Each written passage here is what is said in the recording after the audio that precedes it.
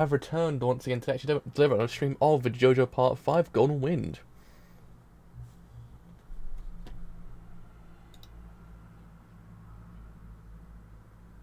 We're good to go, we're good to go, we're good to go. So, yes, actually have returned actually cover episode 31 of JoJo Part 5.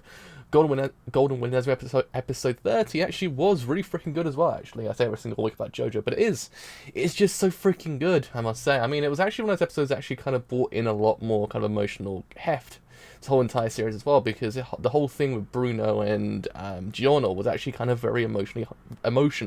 Very emotionally emotional.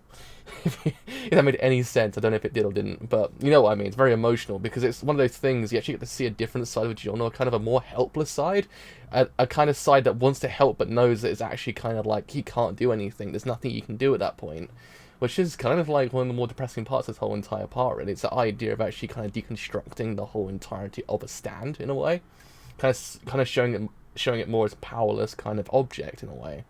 But yeah, we're actually kind of in the meat and potatoes of the Chocolata arc, and it actually is so far really freaking good.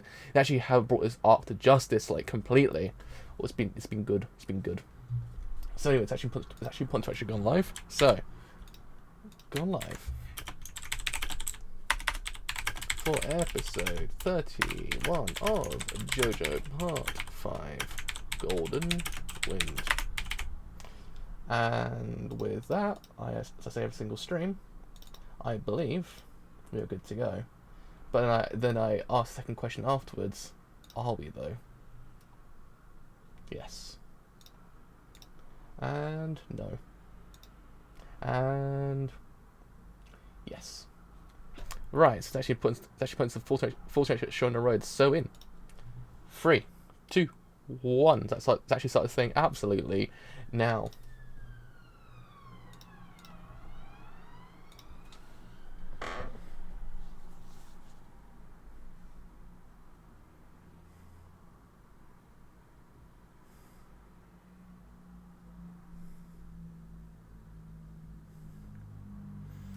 Though I still can't believe how what I've actually done Chocolata in this show. He is absolutely terrifying.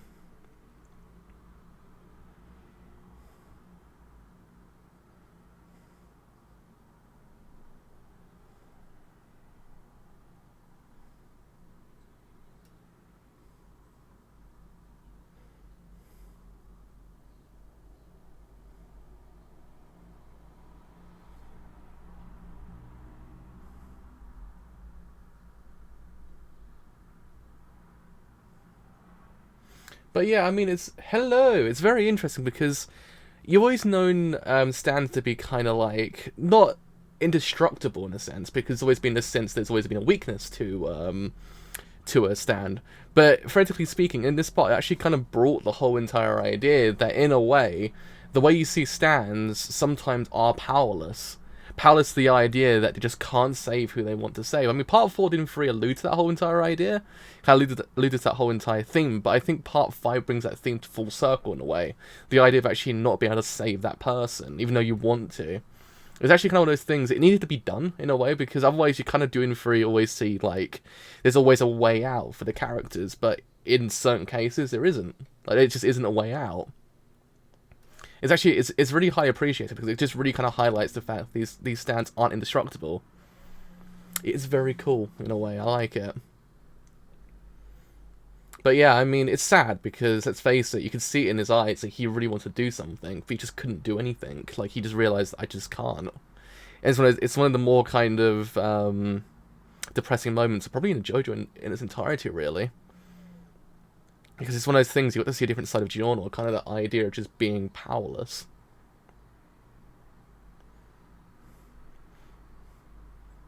I mean, a lot of people don't really kind of pick up on the fact, but the thematics of this show is actually really freaking amazing. Like, so far in part 5, like, absolutely incredible.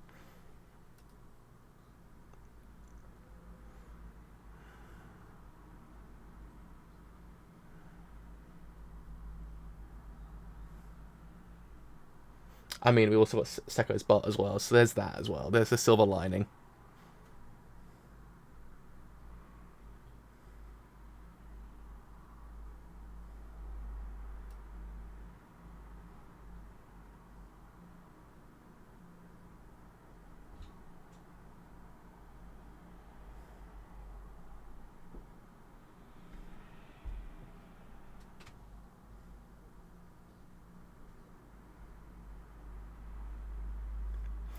I still can't I still can't believe it's actually Jane and Yuki from GX though.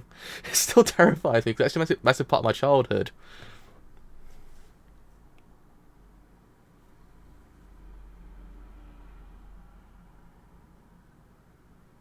Yeah, it's one of those. This part really kind of doesn't fully highlight the fact that she can in theory like avert fate, but sometimes you just can't.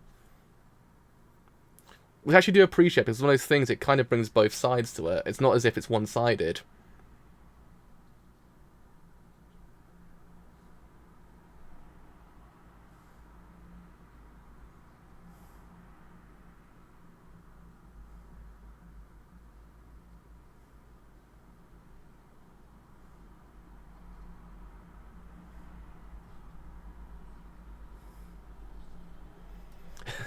I mean, thank God, yeah. But it's one of those things. It's once you realise it, like, oh no.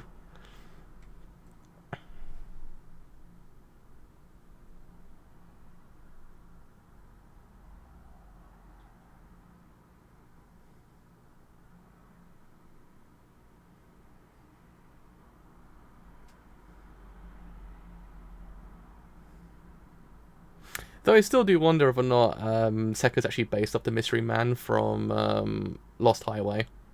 That would be pretty cool if he actually is.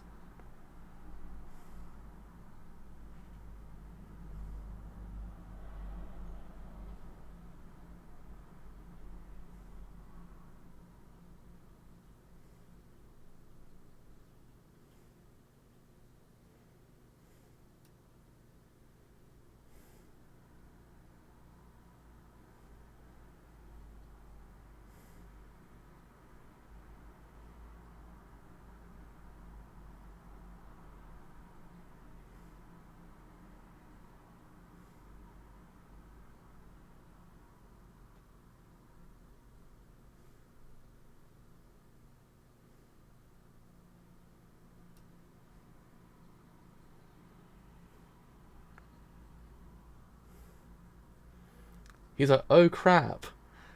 Oh yeah. Trees don't let me move anymore. Oh no. Whatever will I do now?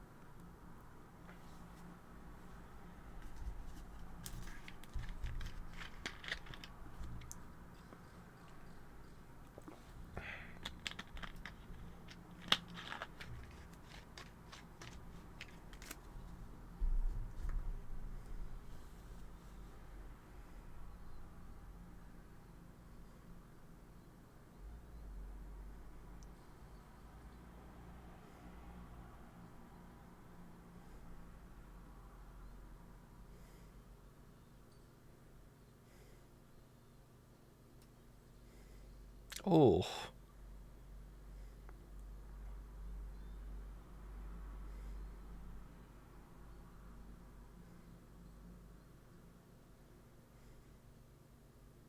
Poor Meester as well. The poor boy. That poor boy's blood count at this point as well. Jesus Christ.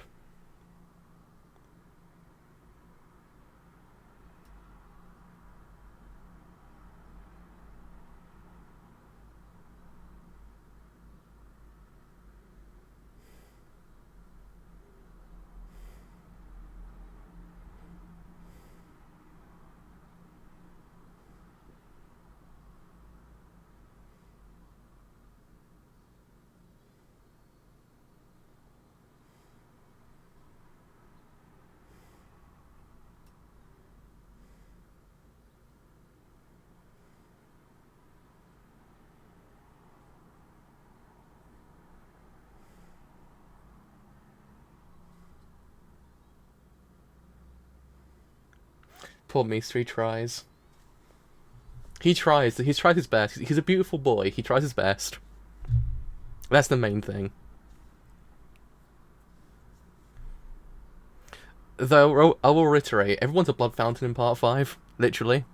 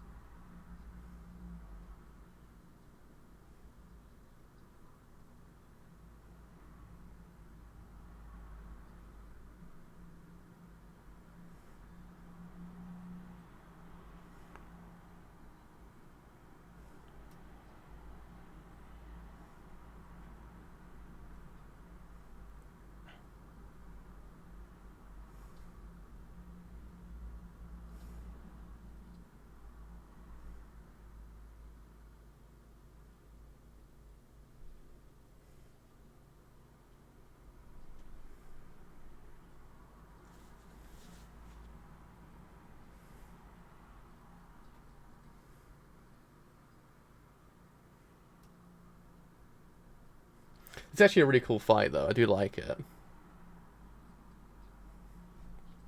This is a really cool fight, even though I do find it kind of the most disturbing part of Part 5 in a way. I mean, I guess because the stand users themselves, really. But it's such a cool fight.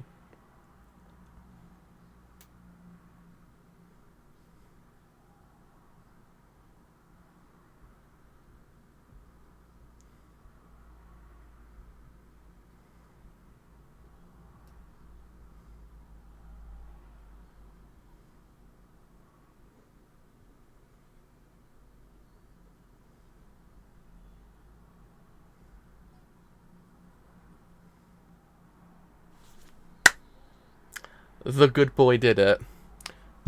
In a way. In a way. Jesus Christ. See, this is what I mean. It's just... It's horrible. It's freaking horrible. Ew!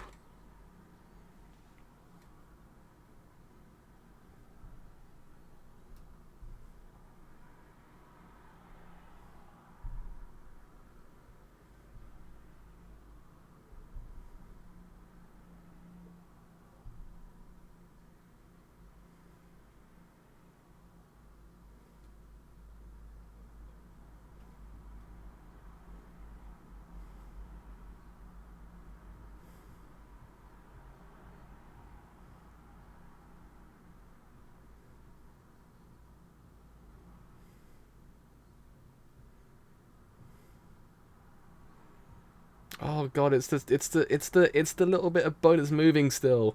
Ah! It's stuff like this that actually disturbs me the most.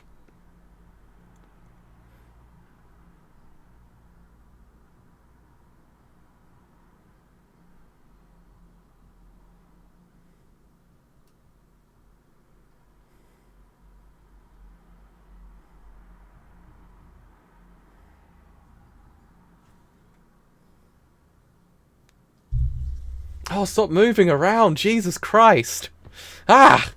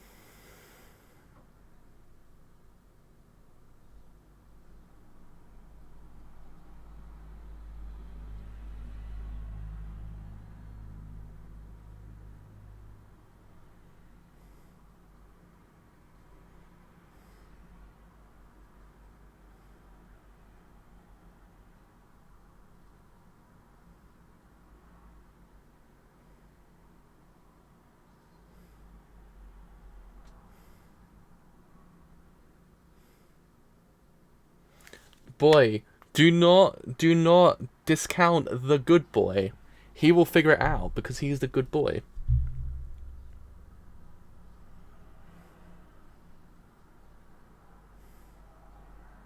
See? Yeah, I was good not seeing that whole entire body part moving. I was like, yeah, I didn't need to see that today. Everything in JoJo is probably one of the most disturbing things to see.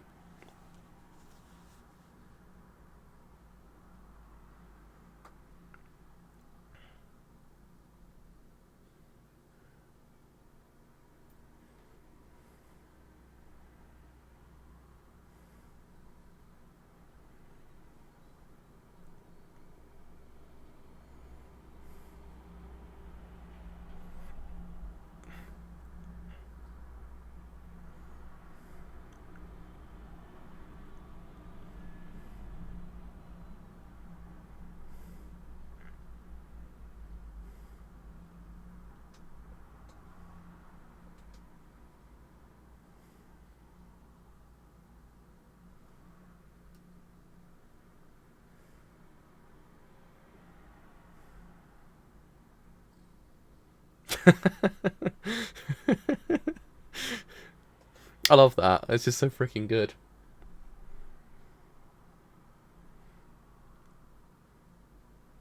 Oh, Jesus Christ. Everything this man does is disturbing. He can't do anything normally. He's just like, ew. It's like, stop, boy. Stop.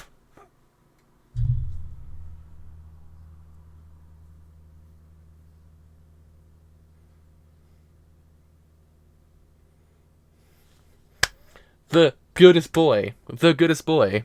Doing the goodest things.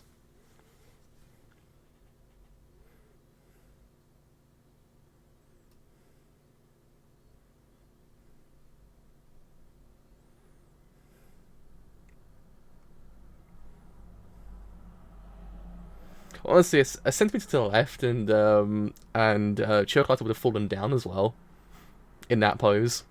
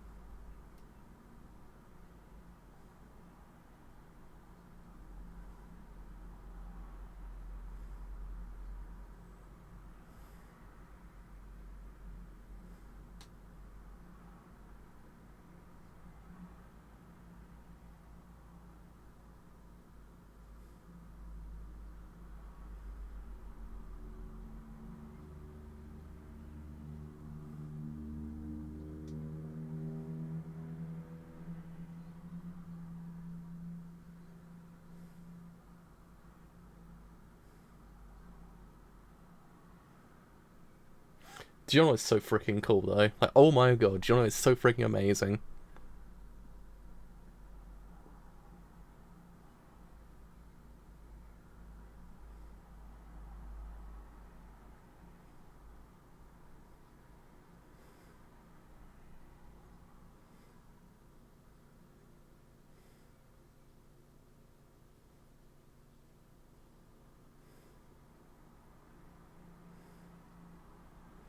Please stop.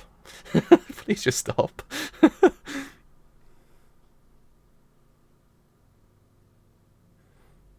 Oh man.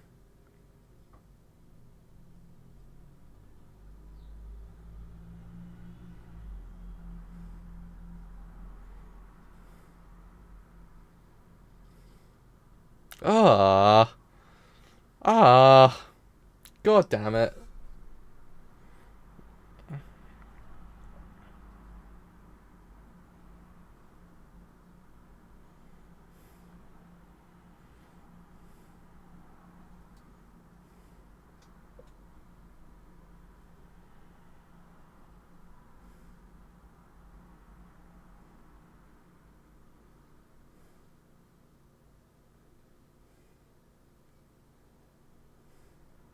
He just he just got done in by evolution. Boy.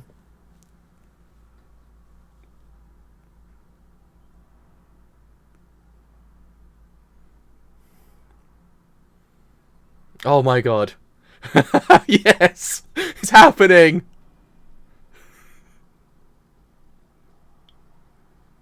It's the moment. It's the moment.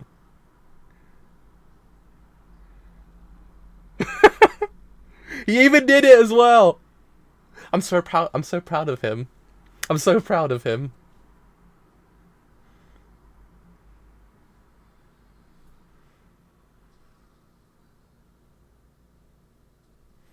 See, he's in the trash where he belongs as well. He's in the trash where he belongs.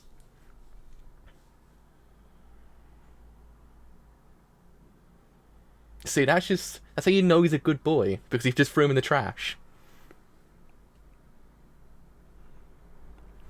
But yeah, I mean, I'm so glad I actually live in a timeline where the 7-page murder actually happened. It was just, it was buonissimo. Buonissimo.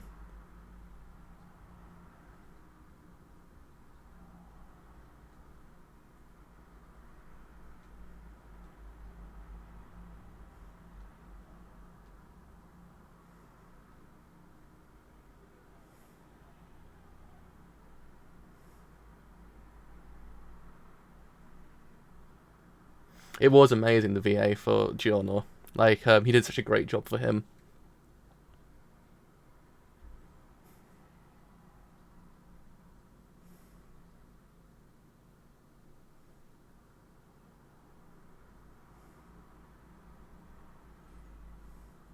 Oh god, that's disturbing.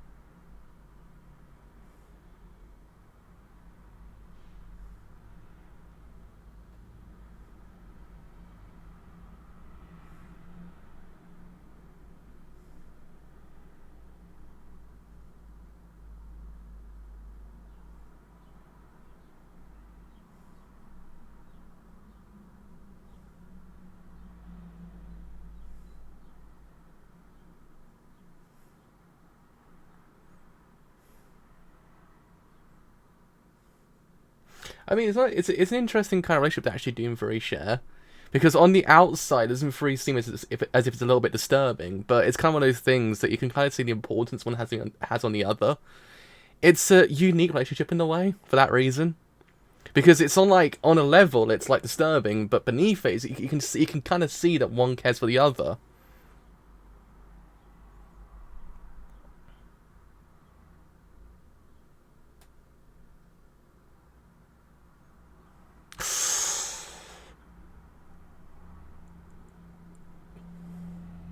Woo! Woo! Oh man.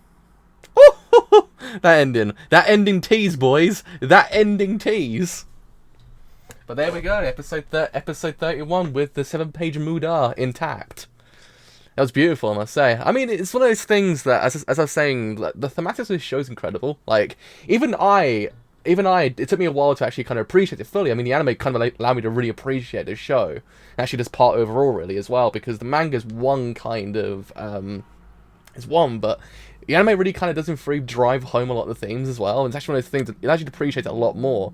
It's really, really fascinating, this show, for that reason. Like, you get to see a different kind of thing each week, and especially with Chocolata and Seko's relationship as well. It's very extremely unique. It's actually one of those things I did actually kind of appreciate at the end. I mean, yeah, Chocolata's still a very disgusting mold man, but at the same time, you can see the importance they have. It's disturbing to the outsider because, let's face it, the way to present it doesn't make it seem as if it's like one of those things just like, why?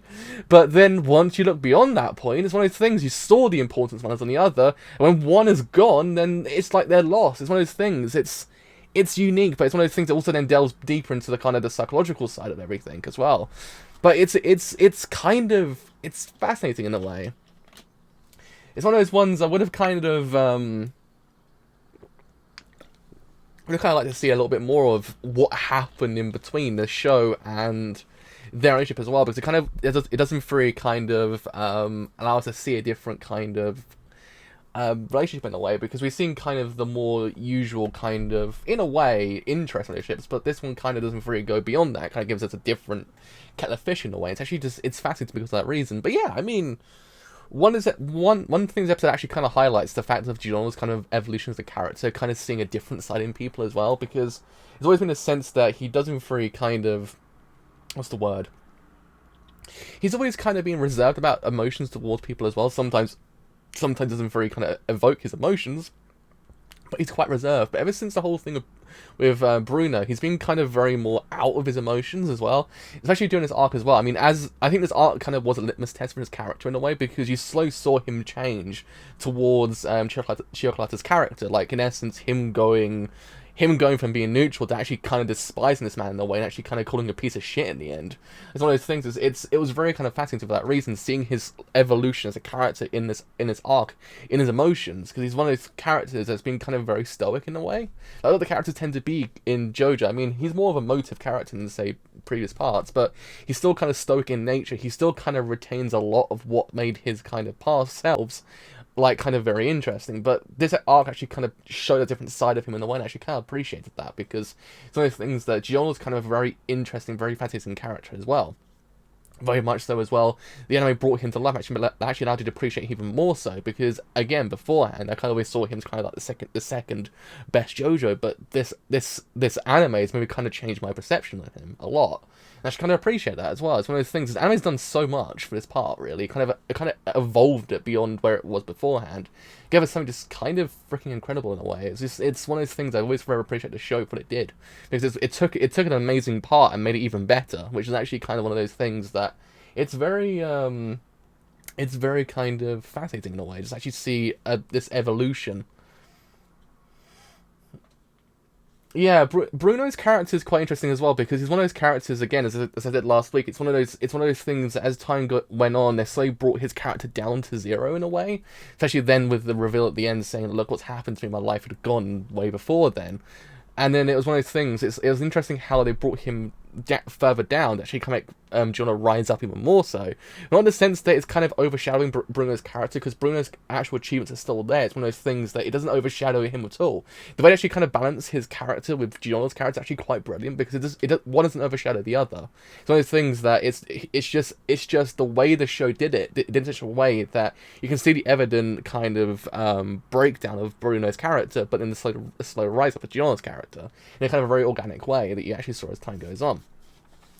But yeah, I mean, it's one of those things that I will forever appreciate this arc for that reason, because they even nailed the section with Bruno's character, that whole entire revelation, and the actual emotions that Giorno felt, and it was one of those things that it's just like, man, you really get to see the fact that he is kind of distraught over the whole entire idea that he can't save anyone now.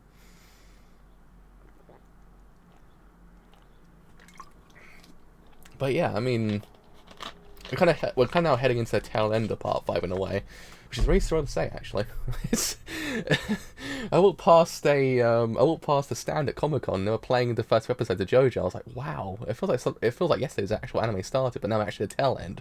Actually hitting like kind of the revelation section of part 5 as well, the kind of like the woo kind of sections of part 5, and I actually just can't wait, because it's going to be so freaking good to see this whole entire thing play out.